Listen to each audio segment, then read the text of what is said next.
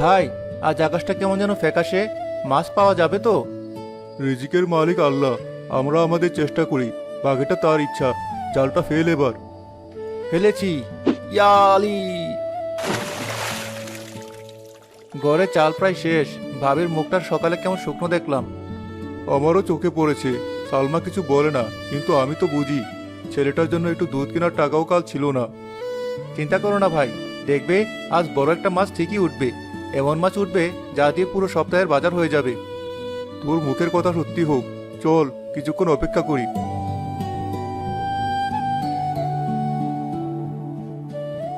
ভাই, জালটা টানো, মনে হচ্ছে কিছু একটা লেগেছে।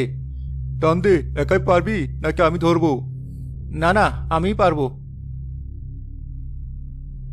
কিন্তু ভাই, জলটা যে আজ বড্ড ভারী লাগছে। এত ভারী তো আগে কখনো লাগেনি। আস্তে টান, দেখিস তাড়াহুড়ো করে আবার হাত ফসকে না যায়। নির্ঘাত বিশাল একটা বোয়াল অথবা আইর মাছ পড়েছে। আরে না ভাই, এ তো মাছের ভার না, মনে হচ্ছে যেন পাথর আটকে গেছে। উফ, আমার সব শক্তি দিয়ে টানছি। দাঁড়া, আমিও হাত লাগাই, দুজনে মিলে টানি। 1 2 3 টান। আসছে ভাই, উঠে আসছে, কিন্তু মাছ তো দেখছি না। এটা কি? সর্বনাশ, এত বড় কাঠের বাক্স! জালের ভেতর এটা এলো কি করে? বাক্স? ধুর, আমি ভাবলাম আজ আমাদের কপাল খুলে গেল। এখন এই বাক্স তোলার জন্য সব শক্তি শেষ। এর ভেতরে কি আছে কে জানে, হয়তো পুরনো ভাঙা কিছু। নৌকায় তোল আগে, তারপর দেখা যাবে। সাবধানে তোল, একদম নৌকার মাঝে রাখ। তারা অনেক কষ্টে বাক্সটা নৌকায় তোলে। বাক্সটা পুরনো, শ্যাওলা ধরা। কি ভারী রে বাবা, এর ভিতর কি এমন আছে? ভাঙবো এটা? ভাঙার আগে দেখ খোলার কোনো জায়গা আছে কিনা, হয়তো কোনো তালা আছে। একটা পুরনো লোহার খিল আছে ভাই, কিন্তু জং ধরে গেছে। এটা হাত দিয়ে খোলা যাবে না। বইটা দিয়ে বাড়ি মারি। দে, আস্তে করে মার, বাক্সটা যেন একদম ভেঙে না যায়।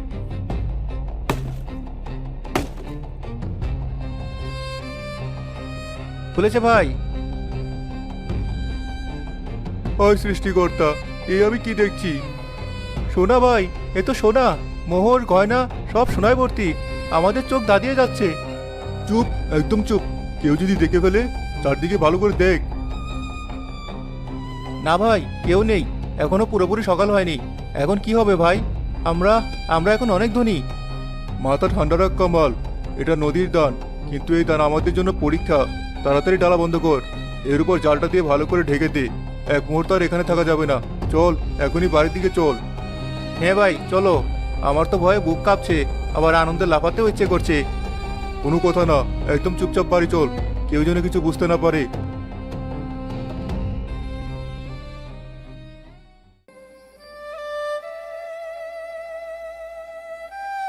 এইসব আপনারা কোথায় পেলেন?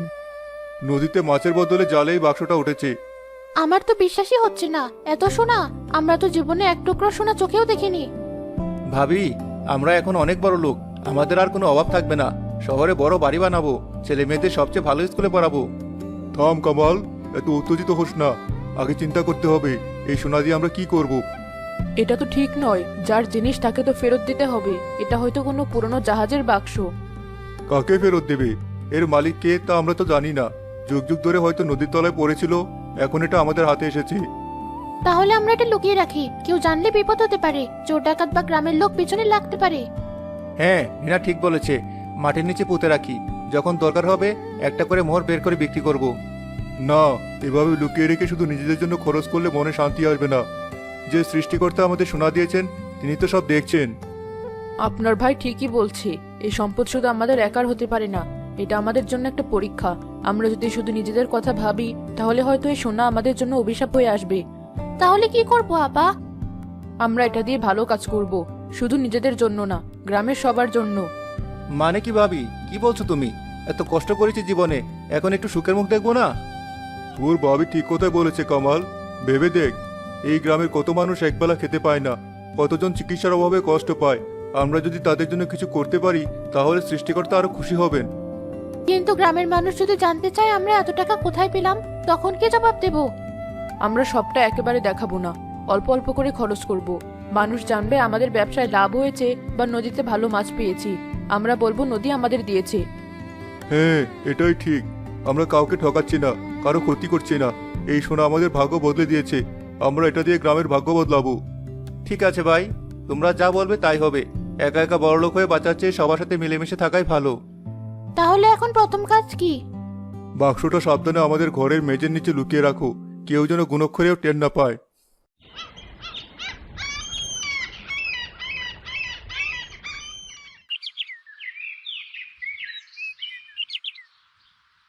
কিরে বশির, এত সকালে সব ঠিক আছে তো? আর বলিস না ভাই, খুব বিপদে পড়ে তোর কাছে এসেছি। কি হয়েছে বন্ধু, খুলে বল। আমার বাবা হঠাৎ করে খুব অসুস্থ হয়ে পড়েছে। পাশের গ্রামের ডাক্তার দেখে বলল অবস্থা ভালো না, তাড়াতাড়ি শহরে নিতে হবে। কিন্তু আমার হাতে তো একটা টাকাও নেই, কি করব কিছুই বুঝতে পারছি না। তুই চিন্তা করিস না বশির, তুই তোর বাবাকে নিয়ে যাওয়ার ব্যবস্থা কর। টাকার জোগাড় আমি করছি। তুই কোথায় পাবি জামাল? আমি তো জানি তোদের অবস্থাও ভালো না। আরে বন্ধু, সে নিয়ে তোকে ভাবতে হবে না। তুই শুধু বল কত টাকা লাগবে। শহরে নিয়ে যেতে আর ডাক্তার দেখাতে 1,000-5,000 টাকা তো লাগবেই। এত টাকা আমি কিভাবে শোধ করব? শোধ করার কথা পরে ভাবিস, আগে তোর বাবার জীবন বাঁচা। তুই কিছুক্ষণ বস, আমি আসছি। জামাল ঘরের ভেতরে যায়। কিছুক্ষণ পর একটা কাপড়ে মোড়ানো কিছু টাকা নিয়ে বেরিয়ে আসে। এই নে, এখানে 10,000 টাকা আছে। যা লাগবে খরচ কর, বাকিটা তোর কাছে রাখিস। 10,000? এত টাকা তুই কোথায় পেলি জামাল? আরে বললাম তো, ওসব নিয়ে তোকে ভাবতে হবে না। আমাদের নদীতে কাল ভালো মাছ পড়েছিল, বড় এক ব্যাপারী এসে সব কিনে নিয়ে গেল। তুই আমার অনেক বড় উপকার করলি ভাই। এই ঋণ আমি জীবনেও শোধ করতে পারবো না। আমি এখনই বাবাকে নিয়ে রওনা দিচ্ছি। যা, আর দেরি করিস না। ভালো লাগছে ভাই, কাউকে সাহায্য করতে পারার মধ্যে যে এত আনন্দ তা আগে কখনো বুঝিনি। এটা তো শুরু কামাল, দেখবি পুরো গ্রামের মানুষের মুখে আমরা হাসি ফোটাবো।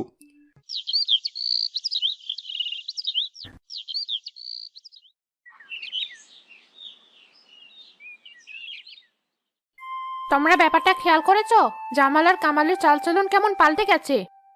হ্যাঁ কুলসুম খালা, আমিও তো তাই দেখি। সেদিন দেখলাম রিনা ভাবি বাজার থেকে কত কিছু কিনে নিয়ে যাচ্ছে। আগে তো নুন আনতে পান্তা করা তো। আর বশিরের বাবার চিকিৎসার সব খরচ তো জামালই দিয়েছে। বশির নিজেই আমাকে বললো। আমার তো অন্য সন্দেহ হয়, হঠাৎ করে এত টাকা পয়সা কি আর এমনি এমনি আসে? নির্ঘাত কোনো 2 নম্বরই কারবার ধরেছে।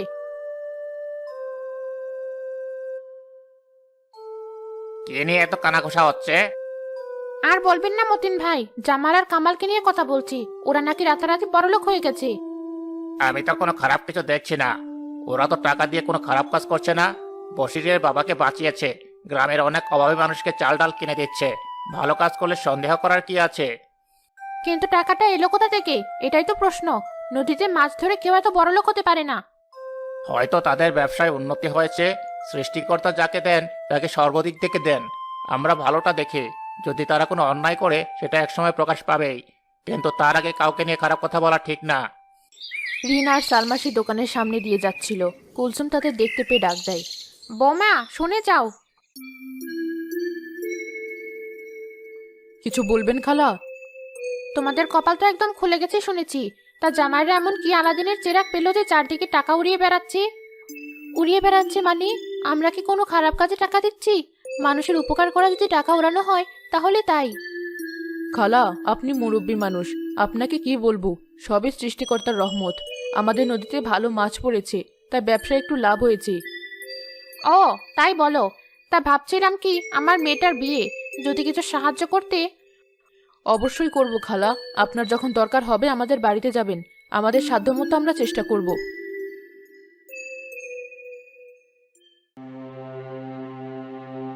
দেখলে তো ওরা কেমন মনের মানুষ।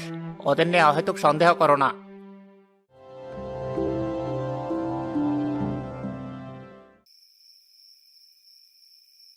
গ্রামের মানুষের অবস্থা বড্ড খারাপ। ছোটখাটো অসুখ হলে বিনা চিকিৎসায় কষ্ট পায়। আমার ইচ্ছা করে গ্রামে যদি একটা ভালো হাসপাতাল বানানো যেত। হাসপাতাল? সে তো অনেক টাকার ব্যাপার ভাই। তাছাড়া ডাক্তারই বা কোথায় পাবো? কেন পাওয়া যাবে না? শহরে অনেক ভালো ডাক্তার আছেন যারা গ্রামে এসে মানুষের সেবা করতে চান কিন্তু সুযোগ পান না। আমরা যদি একটা হাসপাতাল বানাতে পারি তাহলে ডাক্তারও পেয়ে যাব। আপা ঠিকই বলেছে। আর শুধু হাসপাতাল না, আমার মাথায় আরেকটা বুদ্ধি এসেছে। কি বুদ্ধি?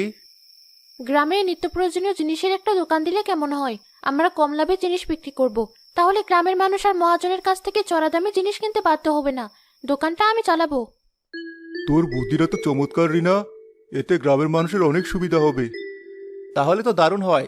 ভাই হাসপাতাল বানাবে আর আমি দোকান বানানোর কাজে রিনাকে সাহায্য করব। তাহলে আর দেরি কেন? কাল থেকে জায়গা খোঁজার কাজ শুরু করে দাও। হাসপাতালের জন্য নদীর ধারে একটু খোলামেলা জায়গা হলে ভালো হয়। আর আমরা কাউকে বলবো না যে টাকাটা আমরা দিচ্ছি। আমরা বলবো শহর থেকে একজন দানবীর এই টাকা দিয়েছেন আর আমাদের দায়িত্ব দিয়েছেন কাজটা দেখাশোনা করার জন্য। হ্যাঁ, এটাই ভালো হবে, নইলে সবার মনে প্রশ্ন জাগবে। আমাদের স্বপ্নটা এখন আর শুধু আমাদের নেই, এটা এখন পুরো গ্রামের স্বপ্ন। আমরা এমনভাবে কাজ করব যেন এই সোনার নদীর দান সত্যি গ্রামের মানুষের জন্য রহমত হয়ে ওঠে।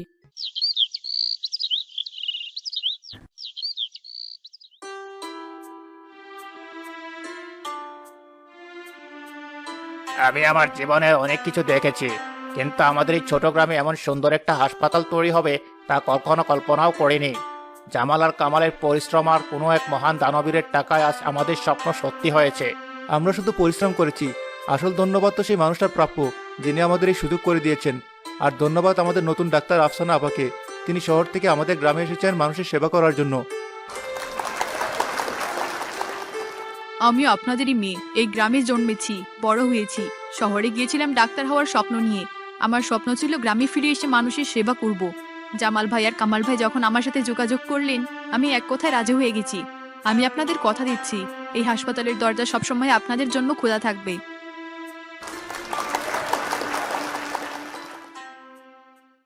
উদ্বোধনের পর কুলসুম তার ছোট নাতিকে নিয়ে হাসপাতালের ভেতরে ঢুকে। তার নাতির খুব জ্বর। আমার নাতিটার গা জ্বরে পড়ে যাচ্ছে। আপনি চিন্তা করবেন না খালা, আমি দেখছি।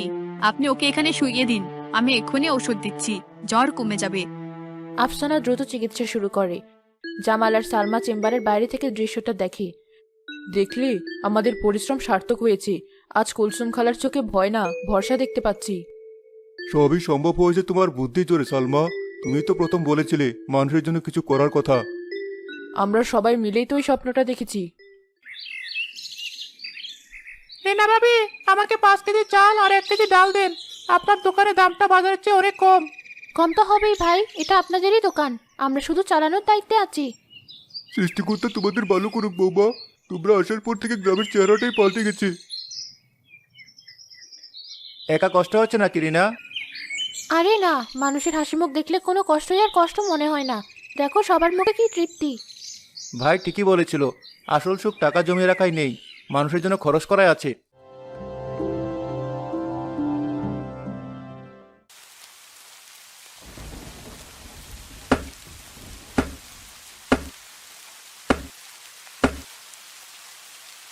এত রাতে তোমরা এখানে কি করছো? নৌকাটা একটু মেরামত করছিলাম চাচা। বর্ষার সময় কখন কি হয় বলা তো যায় না। তোমাদের সাথে আমার কিছু কথা ছিল বাবা। বলেন চাচা। আমি জানি হাসপাতালে বা দোকানের টাকা কোনো শহরের দানবের দেয়নি, এই টাকা তোমাদেরই। জামাল আর কামাল চমকে ওঠে। তারা একে অপরের দিকে তাকায়। আপনি আপনি কিভাবে? আমি বুড়ো হতে পারি কিন্তু বোকা নই। আমি তোমাদের অনেক দিন ধরে দেখছি, তোমাদের চোখে মুখে সততা আছে।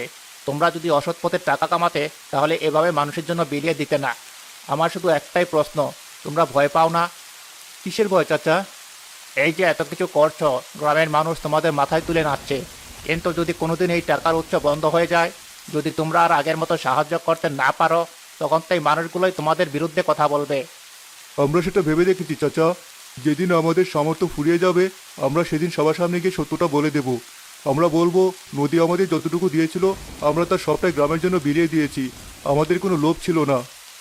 আমি এটাই শুনতে চেয়েছিলাম। তোমাদের উপর আমার ভরসা ছিল, আর সেটা রয়েই গেল। তোমরা টাকার উৎস গোপন রেখে ভালোই করেছো, নইলে মানুষের লোভ বেড়ে যেত। আমরাও তাই ভেবেছি। শোনো, এই গ্রামের মানুষ তোমাদের ভালোবাসে, টাকার জন্য নয়, তোমাদের দুজনের আর তোমাদের স্ত্রীদের মহৎ মনের জন্য। সালমা আর রিনার মতো এমন বউ পাওয়াও ভাগ্যের ব্যাপার। তারাই তো তোমাদের আসল শক্তি। আপনি ঠিক বলেছেন চাচা, ওরাই আমাদের পথ দেখিয়েছে। ভালো থেকো, আর কোনোদিন যদি কোনো বিপদে পড়ো, এই বুড়ো মানুষটাকে পাশে পাবে। গ্রামের মানুষ তোমাদের পাশে থাকবে। ভাই, আমাদের ভয়টা কেটে গেল। হ্যাঁ, কারণ আমরা একা নই, পুরো গ্রাম এখন আমাদের সাথে আছে। এই সোনা নদী আমাদের শুধু সোনা দেয়নি, মানুষের ভালোবাসা দিয়েছে। এর চেয়ে বড় সম্পদ আর কি হতে পারে?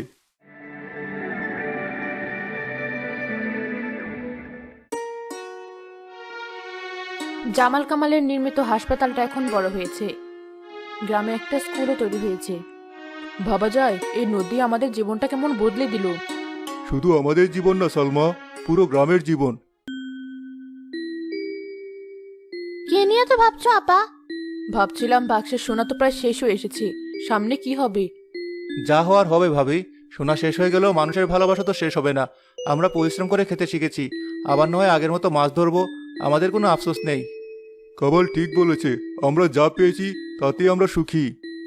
হঠাৎ সবাই নদীর পাড়ের দিকে তাকিয়ে দেখে নদীর কিনারে ঢেউয়ের সাথে সোনালী রঙের একটা ছোট জিনিস ভেসে আসছে। কামাল দৌড়ে গিয়ে ওটা হাতে তুলে নেয়। ভাই, এটা তো একটা সোনার মোহর। তার মানে বাক্সে যা ছিল সব শেষ নয়, নদী কি এখনো আমাদের দিচ্ছে? হয়তো নদী আমাদের সততার পুরস্কার দিচ্ছে, সে আমাদের মনে করিয়ে দিচ্ছে যারা অন্যের জন্য ভাবে তাদের ভান্ডার কখনো শূন্য হয় না।